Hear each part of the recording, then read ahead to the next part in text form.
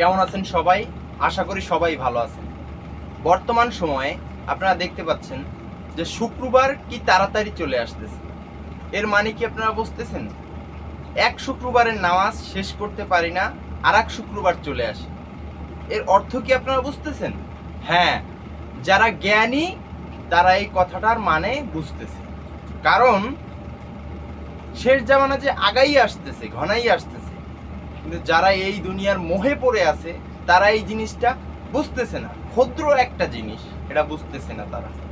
কিন্তু শেষ জামানার যে ভবিষ্যৎবাণী নবী করিম সাল্লাল্লাহু আলাইহি সাল্লাম করে গেছে তা কিন্তু প্রায় সবকিছু প্রায় প্রতিফলনের দিকে। যেরকম তিনি সাল্লাল্লাহু আলাইহি সাল্লাম ভবিষ্যৎবাণী করে গিয়েছিলেন শেষ জামানায় বছর হবে মাসের মতন, মাস যাবে সপ্তাহের মতন, সপ্তাহ যাবে দিনের মতন, দিন যাবে ঘন্টার মতন। সেরকমই কিন্তু চলে আসছে।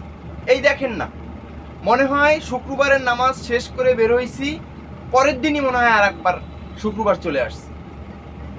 এর অর্থ হচ্ছে সময়কে কাজে লাগাতে হবে। শেষ জামানা চলে আসছে, কিয়ামত প্রায় ঘনিয়ে আসছে।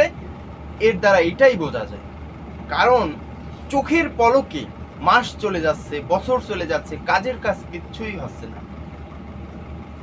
আসুন আমরা সবাই সময় থাকতে সময়কে কাজে লাগাই।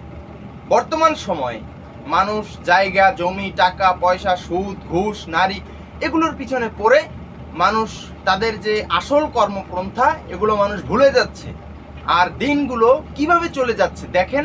দিনগুলো মনে হয় যে বিমানের রকেটের গতিতে মনে হয় দিন, মাস, সপ্তাহ চলে যাচ্ছে। 25 সাল শুরু হইল মনে হয় সেদিনকার, আর 26 সাল আসতে মাত্র 3 মাস বাকি আছে। অর্থাৎ বুঝতেছেন কি অবস্থা? 26 সাল চলে আসছে, 25 সাল শেষ হতে পারলো না, 25 সাল প্রায় শেষের দিকে, 26 সাল চলে আসছে। তাই আসুন আমরা সময়কে কাজে লাগাই, সময়কে আমরা বাজে পথে না খরচ করে সময়কে কাজে লাগাই। আজ এ পর্যন্তই। আল্লাহ হাফেজ।